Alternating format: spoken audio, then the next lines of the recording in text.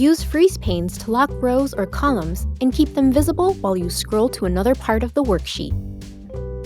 Need to freeze the top row? Select View, Freeze Panes, Freeze Top Row. Need to freeze the first two columns? Select the third column. View, Freeze Panes, Freeze Panes. Need to freeze columns and rows?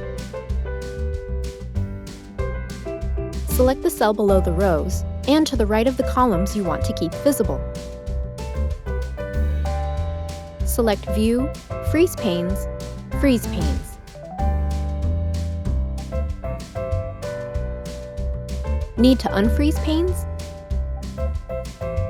Select View, Freeze Panes, Unfreeze Panes.